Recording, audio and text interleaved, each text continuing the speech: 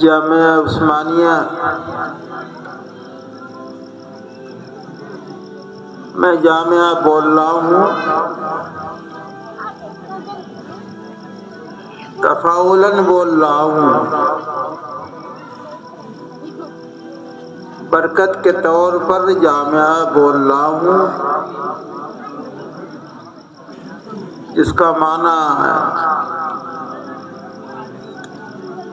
ایک بڑی درسگاہ کے آتے ہیں۔ میں سن 80 میں مسلم یونیورسٹی علی گڑھ میں تھا، وہاں پروفیسر راشد صاحب جو جامعہ ازہر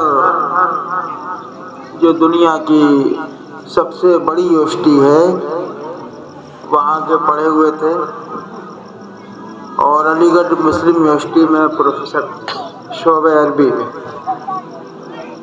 انہوں نے مجھ سے پوچھا، قاری صاحب جامعہ اور مدرسے میں کیا فرق ہے؟ ہمیں تو یہ معلوم ہے اور ہمارا مطالعہ یہ ہے، آپ کی کیا تحقیق ہے؟ اس وقت 10-11 دن کے 10-11 بجے رہے ہوں گے، اس وقت بھی یاد ہے۔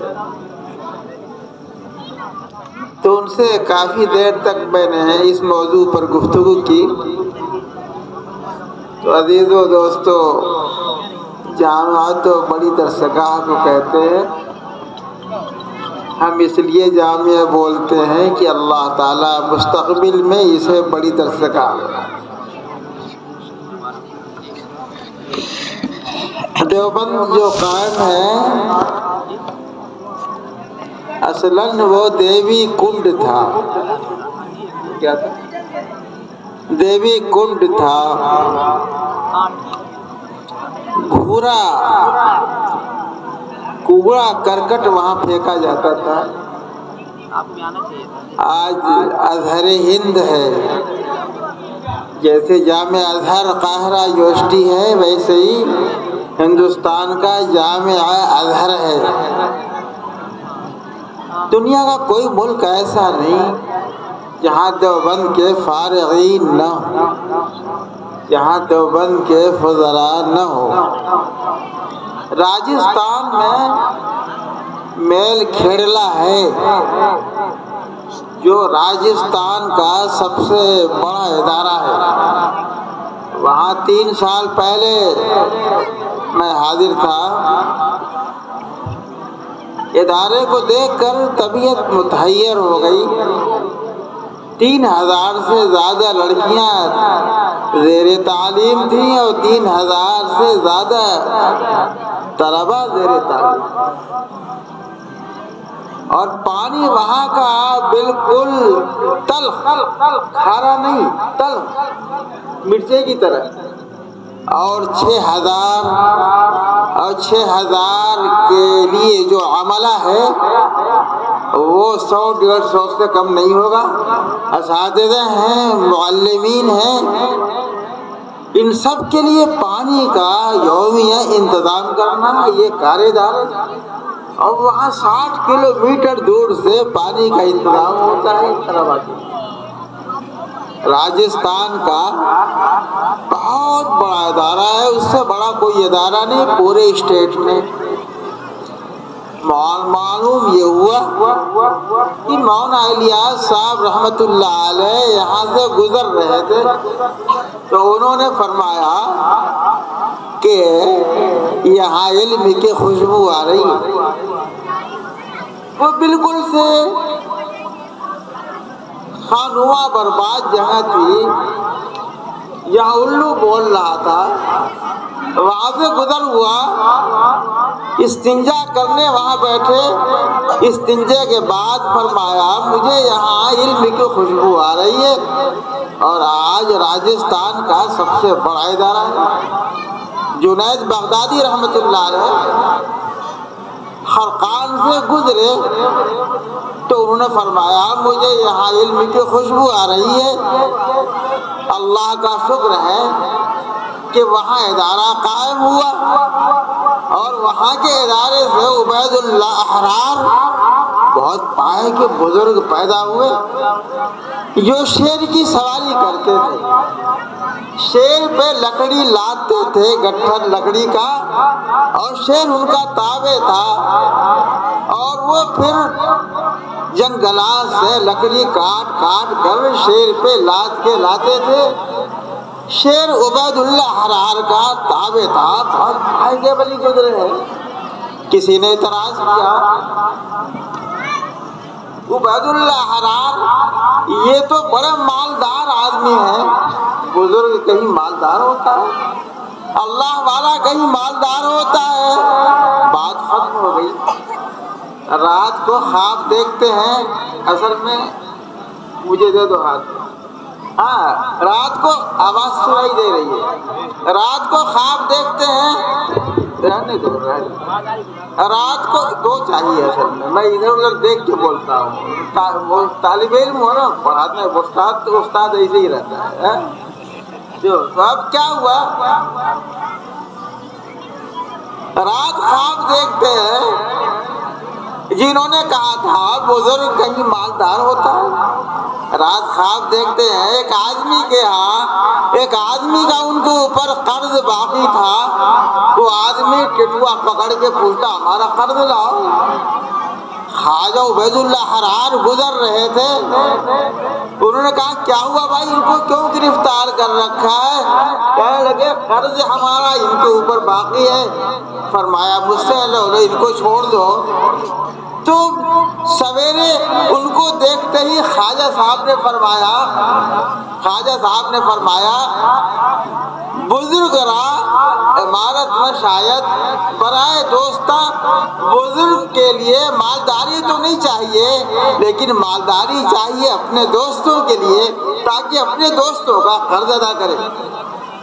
محمود غزنوی ہندوستان میں حملہ کیا تو محمود غزنوی نے خواجہ عبید اللہ احرار کا مرید تھا، خواجہ عبید اللہ احرار کا مرید تھا، اس نے خواجہ عبید اللہ کا کرتا ہاتھ میں لے کر کے دعا کی اللہ تعالیٰ مجھے فتح حاصل کرے۔ خواجہ عبید اللہ احرار کے کرتے کی یہ برکت تھی کہ محمود غزنوی ہندوستان کے حملہ آور ہوا اور پھر وہ کامیاب ہوا۔ رات خواب دیکھا محمود غزنوی نے، ارے تو نے خواجہ صاحب کا کرتا لے کر کے وسیلہ پکڑا، بڑی چھوٹی چیز کا وسیلہ پکڑا، اگر تو کہتا پورا ہندوستان اسلام لے آئے تو سارا ہندوستان مسلمان ہو جاتا، اگر یہ دعا مانگتا تو نے تو بڑی چھوٹی چیز مانگی کہ فتح ہو جائے، اگر تو یہ دعا مانگتا۔ یہ خواب رات میں دیکھا میرے دوست اور عزیزوں، میں یہ بتلا رہا تھا کہ میں تفاعلاً جامعہ بول رہا ہوں تاکہ اللہ تبارک و تعالیٰ اس ادارے کو جامعہ بنا دے، ورنہ تو پھر جامعہ سے چھوٹا مدرسہ ہوتا ہے اور مدرسہ سے چھوٹا مکتب ہوتا ہے اور مکتبہ سے چھوٹا معہد بھی ہوتا ہے، لیکن معہد اصطلاح میں دو معنی آتے ہیں۔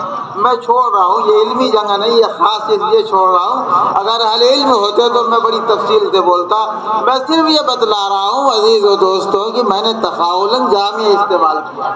میں کئی سال سے یہاں حاضر ہوتا ہوں، میں دیکھتا ہوں اور آپ حضرات بھی آتے ہیں، دیکھتے ہوں گے کہ ماشاء اللہ الحمدللہ یہاں کا جو پروگرام چلتا ہے اس پروگرام میں کتنا تنوع ہے، کتنی کیا ہے اس میں ہے اور کتنی جدت ہے، اور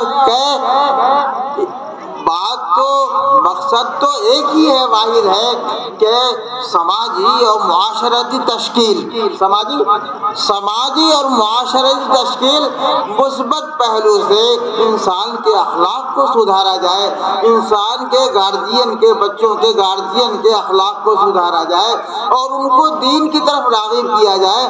مقصد تو صرف ایک ہے لیکن انواع الگ الگ ہے، طریقہ کار الگ الگ ہے، کام کا طریقہ الگ الگ ہے، اس طریقے سے اپیل کرتے ہیں۔ یہ پروگرام جو چلتے ہیں ماشاء اللہ سبحان اللہ، بڑا مبارک اور پیارا پروگرام ہے، دل سے دعا نکلتی ہے۔ اللہ تبارک و تعالیٰ اس اداروں کو قائم دائم فرمائے اور اسی طریقے سے جدت اور تنوع اس پروگرام میں دن بدن ہوتا رہے، جدت اور تنوع اس پروگرام میں ہوتا رہے۔ تو آپ نے دیکھا اور مجھے یہ بات بتلائی، ایسا بھی نہیں کہ میں مبالغہ کر رہا ہوں، آپ حضرات تو کئی سال سے شریک ہوتے ہیں، یہاں کے پروگرام میں دیکھتے ہوں گے بڑا تنوع ہے، دل کو کھینچتا ہے۔ پروگرام کے اندر کیا مقناطیسیت ہے، کشش ہے، وہ پروگرام جو ہے لوگوں کے دلوں کو کھینچتا ہے، چاہے مرد ہوں، چاہے بچے ہوں، چاہے خواتین ہوں، چاہے ان کے گارجین اور ذمہ داران ہوں، ہر ایک اس کی طرف مائل ہوتا ہے۔ میں دعا کرتا ہوں اللہ تبارک و تعالیٰ اس ادارے کو یومن فیومن بڑھاتا رہے۔ اللہم زد فزد یا اللہ، اللہم زد فزد یا اللہ۔ تو آمین۔ دوسری بات یہ ہے کہ میں نے حدیث پڑھی ہے، لیس منا من لم یتغن بالقرآن، رسول پاک صلی اللہ علیہ وسلم نے فرمایا وہ آدمی ہم میں سے نہیں جسے قرآن ملے اور وہ قرآن مل کر کے یہ سمجھے کہ ہمیں ایک معمولی چیز ملی، دوسروں کی دولت کی طرف رجھا رہا ہو اور بڑوں کی طرف دیکھ رہا ہو، تو اللہ تبارک و تعالیٰ کے کلام کا حق اس نے ادا نہیں کیا، اللہ کا عذاب بھی ایسے آدمی پر آ سکتا ہے۔ حدیث میں آیا لیس منا من لم یتغن بالقرآن، محدثین نے اس کے 7 معنی بتلائے ہیں۔ لیس منا من لم یتغن بالقرآن، جو آدمی قرآن پا کر کے مالدار نہیں ہوا، سمجھتا ہے ہم فقیر ہیں، تو اس نے بہت بڑا گڑبڑ کیا اللہ کی ذات و صفات کے اندر، کیونکہ اللہ کا کلام اس کے سینے میں ہو، اللہ کا کلام اس کے سینے میں ہو۔ دوسری حدیث پڑھتا ہوں، رسول پاک صلی اللہ علیہ وسلم نے فرمایا من جمعہ القرآن متعہ اللہ بعقلہ حتی یموت او کما قال علیہ الصلوۃ والسلام، آدمی کے دل میں جو اللہ تعالیٰ اپنا کلام دیتا ہے، مرتے وقت وہ اس کا دماغ خراب نہیں ہو سکتا۔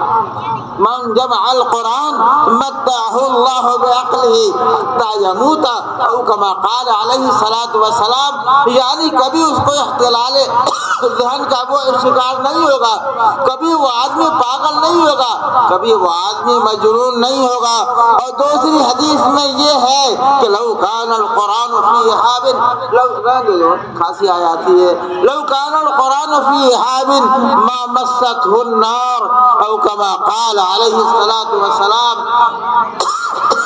اگر قرآن چمڑے میں ہو، لو کان القرآن فی حاب، چمڑے میں ہو، ما مستہ النار، تو جہنم کی آگ بھی اثر نہیں کرے گی۔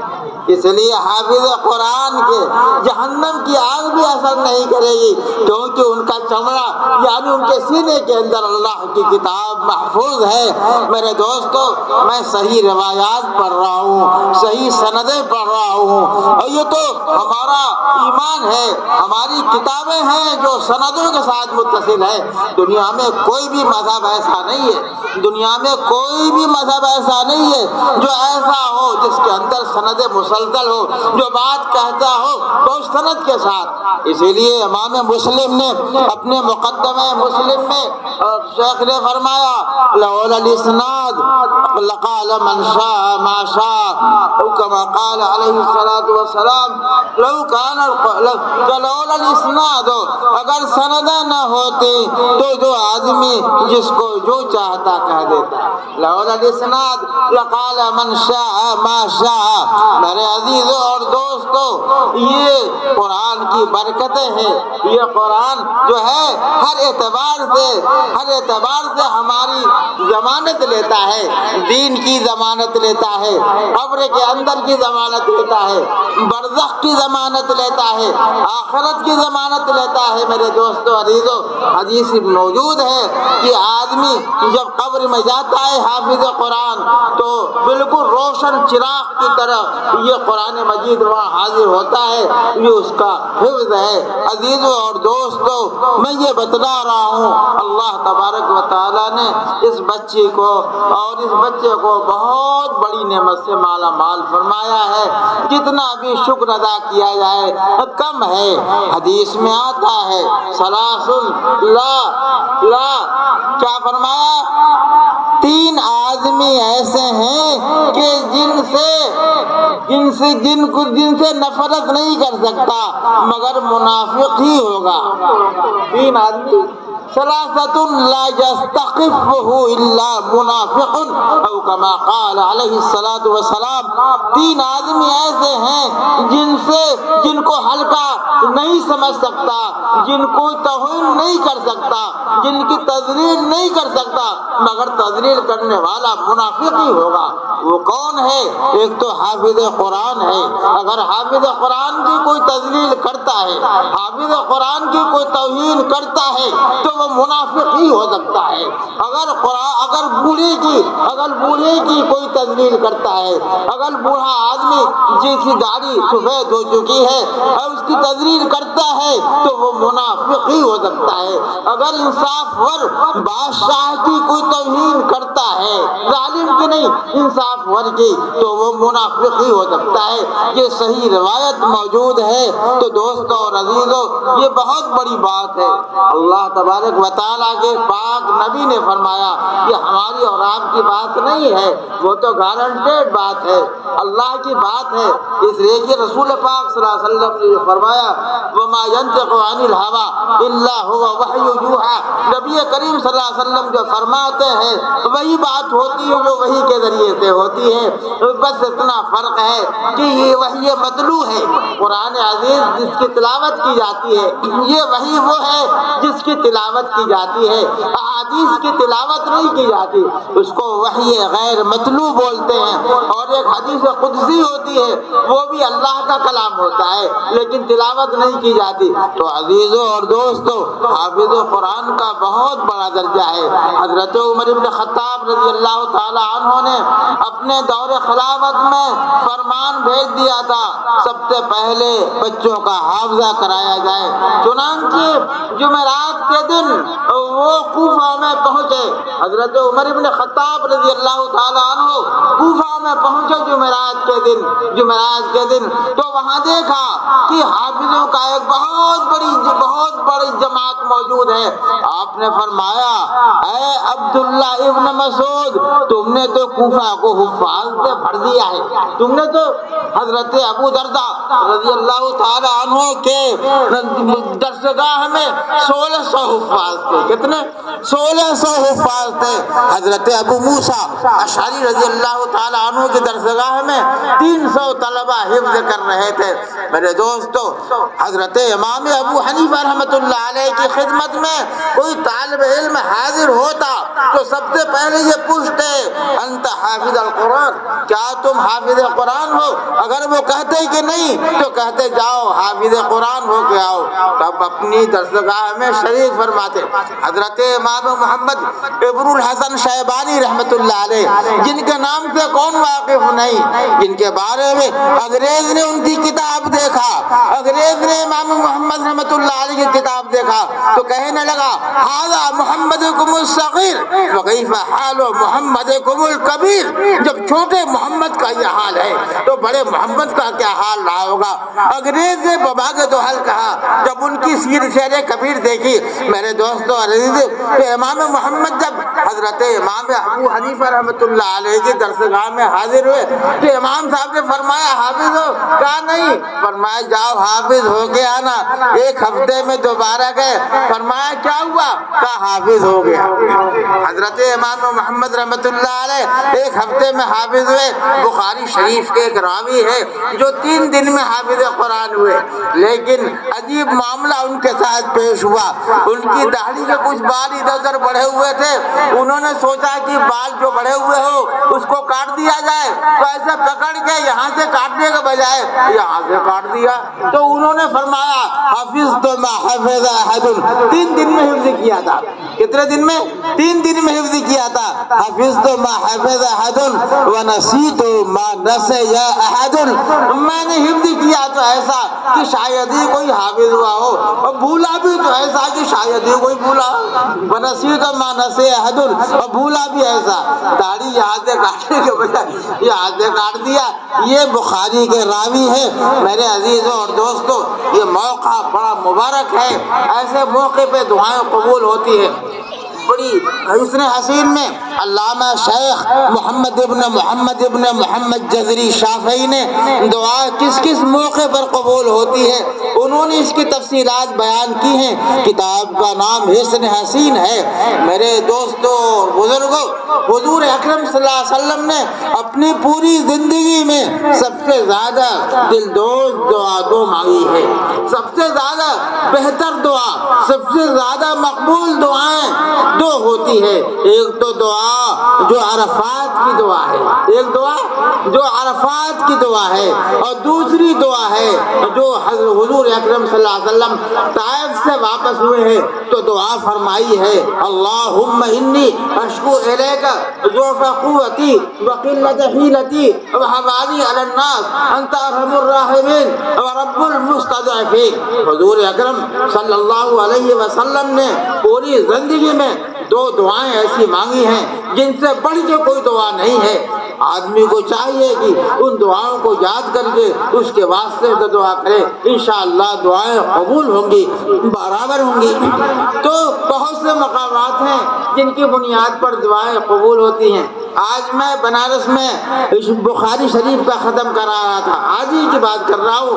9 بجے بنارس میں مطرح العلوم میں بخاری شریف ختم کرا رہا تھا. وہاں بھی میں 1.5 گھنٹہ بول کے آیا. میں تھکا ماتو ہوں. وہاں علماء تھے، کثیر تعداد میں علماء تھے، کثیر تعداد میں کھچا کھچ بھرے ہوئے تھے. وہاں بخاری شریف ختم کرایا. اس کے بعد پھر چلا ہوں تو مغرب بعد یہاں پہنچا ہوں اور پھر یہاں آ گیا. میرے دوستوں، مجھے یہ بات بتلانی ہے کہ ایسے موقع پر دعائیں قبول ہوتی ہے. میں نے وہاں بھی کہا بخاری شریف کے موقع پر دعائیں قبول ہوتی ہے، بخاری شریف کے ختم پر دعائیں قبول ہوتی ہے، قرآن کے ختم پر دعائیں قبول ہوتی ہے. یہ ختم قرآن کا موقع ہے، اس کے اندر دعائیں قبول ہوتی ہے. عزیزوں اور دوستوں، اس لیے آدمی کو چاہیے کہ ایسے موقع پر دعا کرے. حضرت خطیب بغدادی نے زمزم پیتے وقت 3 گھونٹ میں 3 دعائیں کی تھی. حضرت خطیب بغدادی نے جب زمزم پیا تو 3 گھونٹ میں 3 دعائیں کی. پہلا گھونٹ جب پیا تو یہ دعا کی، اے اللہ تاریخ بغداد مکمل کرا دے. یا اللہ وہ تاریخ بغداد جو 17 جلدوں میں ہے، 17 جلدوں میں ہے تاریخ بغداد. تو خطیب بغدادی نے پہلا زمزم پیا تو پہلے گھونٹ میں دعا کیا، اے اللہ تاریخ بغداد مکمل کرا دے.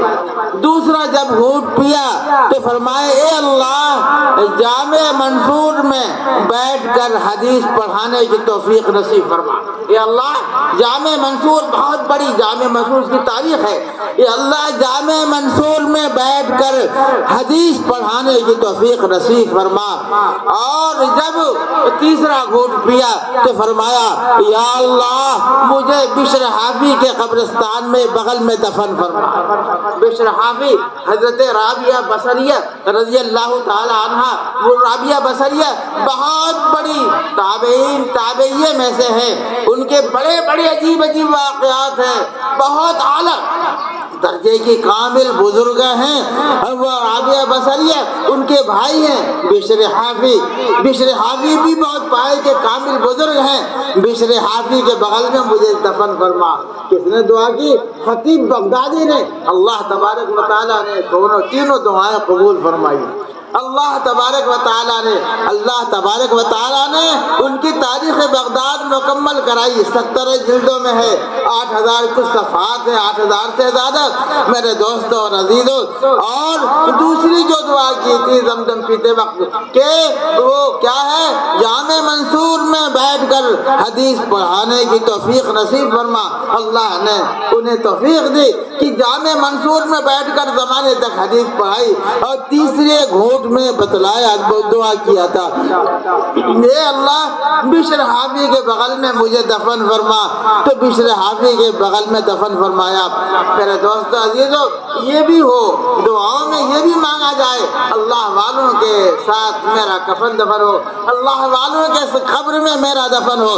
بغداد میں قبر ہے جس کا نام ہے تربۃ المحمدیین، اس کے اندر 400 سے زیادہ محمد نام کے لوگ دفن ہیں، اس کے اندر بغداد میں قبر ہے تربۃ المحمدیین، 400 سے زیادہ اس کے اندر محمد نام کے مدفون ہیں، کیونکہ برکت والا نام ہے محمد، اس لیے یہ بھی دعا ہونی چاہیے۔ پہلے کے علماء اور پہلے کے فقہاء اور پہلے کے محدثین اور پہلے کے مفسرین اور پہلے کے فقہاء اور پہلے کے لوگ علماء اہل علم زہاد دعا کرتے تھے، یا اللہ فلاں کے ساتھ ہمارا معاملہ فرما۔ نبی کریم صلی اللہ علیہ وسلم، بخاری کی روایت ہے کہ حضور اکرم صلی اللہ علیہ وسلم کے ہاں ایک صاحب تشریف لائے، فرمایا یا رسول اللہ یہ کلثوم ابن ہدم جو ہیں وہ نماز پڑھاتے ہیں، جو قباء کے امام ہیں، کہاں کے؟ قباء، مسجد قباء کے امام ہیں، اور یہ نماز پڑھاتے ہیں تو سورہ فاتحہ کے بعد قل هو اللہ پڑھتے ہیں، اس کے بعد ایک سورہ اور پڑھتے ہیں، ہر نماز میں قل هو اللہ پڑھتے ہیں، ہر رکعت میں قل هو اللہ کے ساتھ ایک سورہ اور پڑھتے ہیں۔ تو آپ ان سے پوچھئے یہ ہے کہ نہیں، ہم لوگوں پر بار ہوتا ہے؟ فرمایا اچھا بلاؤ کلثوم ابن ہدم کو۔ وہ تشریف لائے، فرمایا رسول پاک صلی اللہ علیہ وسلم نے، اے کلثوم کیوں تم یہ عمل کرتے ہو؟ ایک سورہ پڑھنا چاہیے نا، ہر رکعت میں سورہ فاتحہ کے بعد ایک سورہ پڑھنا ہے، تو تم سورہ اخلاص بھی پڑھتے ہو اس کے بعد ایک سورہ پڑھتے ہو، کیوں ایسا کرتے ہو؟ فرمایا یا رسول اللہ انی احبها، یا رسول اللہ مجھے سورہ اخلاص بہت پسند ہے۔ بخاری شریف کی روایت ہے سورہ اخلاص 3 بار کوئی پڑھتا ہے تو ایک قرآن کا ثواب ملتا ہے۔ شیخ عبد القادر جیلانی رحمۃ اللہ علیہ نے لکھا ہے کہ کوئی قبرستان پہ جاتا ہے اور 24 مرتبہ سورہ اخلاص پڑھتا ہے تو اس کو 3 ختم 24 پارے کا ثواب ملتا ہے، اور جتنے قبرستان میں مردے ہیں سب کا جوڑ کر کے پڑھنے والے کو ثواب ملتا ہے۔ یہ اللہ کی دین ہے، یہ اللہ کی عنایت ہے، اس میں ذرہ برابر ایک مسلمان کو شبہ نہیں کرنا چاہیے، کیونکہ شیخ عبد القادر جیلانی رحمۃ اللہ علیہ نے یہ بات لکھی۔ اور پھر سورہ اخلاص تو 3 مرتبہ پڑھنے سے ایک قرآن کا ختم ہوتا ہے، یہ تو بخاری کی صحیح روایت میں موجود ہے، تعادل ثلث القرآن، ایک مرتبہ سورہ اخلاص پڑھنا ثلث قرآن یعنی 1/3 کے برابر ہے، تو 3 مرتبہ پورے قرآن کا ثواب ہوگا۔ تو میرے دوستوں اور عزیزوں کیا ہوا، یہ فرمایا اے کلثوم کیوں پڑھتے ہو؟ کہنے لگے انی احبها، مجھے سورہ اخلاص بہت پسند ہے۔ تو آپ نے فرمایا لعلک احبک ایاها تدخلک الجنہ او کما قال علیہ الصلوۃ والسلام، مجھے امید ہے کہ تمہاری یہ محبت تم کو جنت میں لے جائے گی۔ رسول پاک صلی اللہ علیہ وسلم نے منع نہیں فرمایا، جب انہوں نے کہا کہ یہ سورہ اخلاص کے ساتھ ایک سورہ اور ملاتے ہیں تو آپ نے منع نہیں فرمایا، بلا کر کے پوچھا تو ضرور، لیکن جب انہوں نے کہا کہ مجھے بڑی محبت ہے سورہ اخلاص سے تو فرمایا مجھے امید ہے کہ اللہ تبارک و تعالیٰ تمہاری یہ محبت تم کو جنت میں لے جائے گی۔ میرے دوستوں اور عزیزوں قرآن سے محبت کریے، قرآن سے محبت کریے، قرآن سے محبت نہ کرنا اور قرآن سے تعلق نہ رکھنا اور قرآن کے حکام و فرامین پر عمل نہ کرنا بخدا میں کہتا ہوں آج ہماری تباہی کا واحد مقصد ہے۔ حضرت شیخ الہند رحمۃ اللہ علیہ جب مالٹا کے قید سے آزاد ہو کر کے دیوبند آئے تو لوگوں کو حاضر کیا، سارے لوگوں کو، مدرسین کو، دیوبند کے سب کو، اور فرمایا فرمایا دیکھو بھائی ہم نے قرآن چھوڑ دیا ہے، اسی کا نتیجہ ہے کہ ہم دن بدن پیچھے جا رہے ہیں۔ حضرت شیخ الہند رحمۃ اللہ علیہ نے فرمایا میں یہ بتلا رہا تھا کہ اس موقع پر دعائیں قبول ہوتی ہیں۔ زمزم پیتے وقت خطیب بغدادی نے 3 دعائیں کی تھی، اللہ تبارک و تعالیٰ نے تینوں دعائیں قبول فرما لی۔ حضرت حافظ ابن حجر اسقلانی جو حدیث کے پہاڑ ہیں، حضرت حافظ ابن حجر اسقلانی جو شارح بخاری ہیں اور حدیث کے پہاڑ ہیں، حضرت شیخ الحدیث مولانا زکریا صاحب رحمۃ اللہ علیہ نے لکھا ہے کہ اتنے بڑے قداور ہیں، اتنے بڑے پہاڑ ہیں کہ جس پر ڈھل جائے اس کا تیا پانچا ہو جائے۔ یہ حضرت شیخ الحدیث صاحب نے کتاب میں حضرت حافظ ابن حجر اسقلانی جو شارح بخاری ہیں، بخاری کی سب سے بھاری شرح اور بخاری کی سب سے بڑی شرح اور بخاری کا حق جس نے ادا کر دیا ہے وہ حافظ ابن حجر اسقلانی ہے۔ اس کتاب کا نام جو 16 جلدوں میں فتح الباری ہے، کیا ہے؟ فتح الباری ہے وہ کتاب ہے۔ اس کتاب میں حافظ ابن حجر اسقلانی کی کتاب ہے۔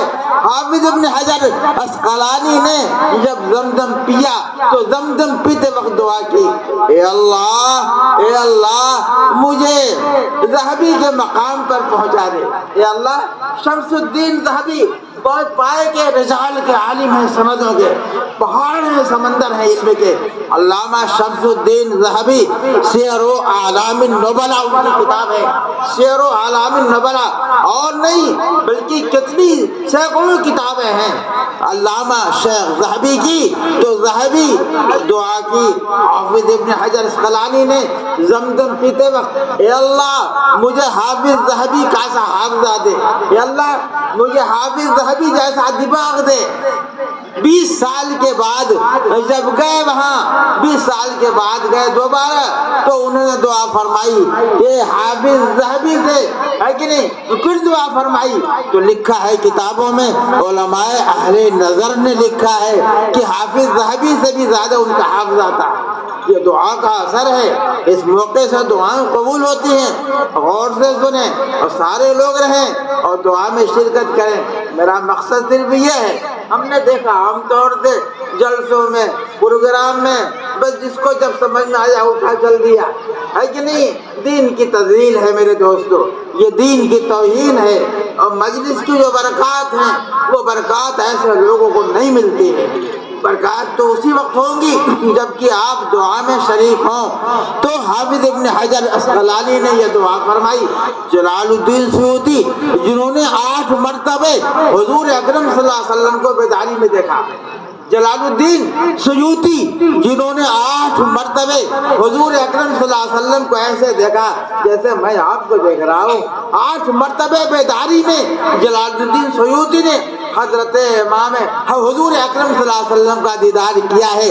انہوں نے بھی جب زمزم پیا تو 2 دعائیں کی، اے اللہ مجھے حافظ ابن حجر اسقلانی میں کا درجہ حدیث کے اندر دے دے، اے اللہ حدیث میں حافظ ابن حجر اسقلانی کا درجہ مل جائے اور فقہ میں حافظ بلقینی کا درجہ مل جائے۔ فقہ یعنی مسائل میں، مسائل و حکام میں علامہ بلقینی کا مقام نصیب فرما دے اور حدیث میں حافظ ابن حجر کا درجہ نصیب فرما دے۔ علماء راشدین لکھتے ہیں کہ اللہ تبارک و تعالیٰ نے ان کے دعا قبول فرمائی۔ جلال الدین سیوطی کو اللہ تبارک و تعالیٰ نے حافظ ابن حجر اسقلانی جیسا حافظہ دیا تھا۔ حضرت علامہ بلقینی کا فقہ میں جو مقام تھا وہ مقام جلال الدین سیوطی کو دیا تھا۔ یہ کیا چیز ہے؟ یہ دعاؤں کا اثر ہے۔ تو ہم اپنے لیے دعا کریں، قوم کے لیے دعا کریں، ملت کے لیے دعا کریں، مدرسے کے لیے دعا کریں، اور اپنی امت مسلمہ کے لیے اور اس ملک کی سالمیت کے لیے اور اس ملک کے تمام علماء اہل نظر کہتے ہیں، عقائد میں جتنی کتابیں لکھی گئی ہیں، میں نے سینکڑوں کتابیں دیکھی، ان کتابوں کے اندر صاف لکھا ہوا ہے کہ حفاظت کرنے کی 5 چیزیں ہیں۔ دین کی حفاظت کرو، ایمان کی حفاظت کرو، جان کی حفاظت کرو، مال کی حفاظت کرو، نسل کی حفاظت کرو۔ تو میرے دوستو ضرورت ہے ایسے وقت میں کہ سب سے پہلے تو ہم نے کوئی کتاب ایسی نہیں دیکھی، میں ایک آدھ جگہ دیکھا ہے کہ دین کو بعد میں کہا ہے،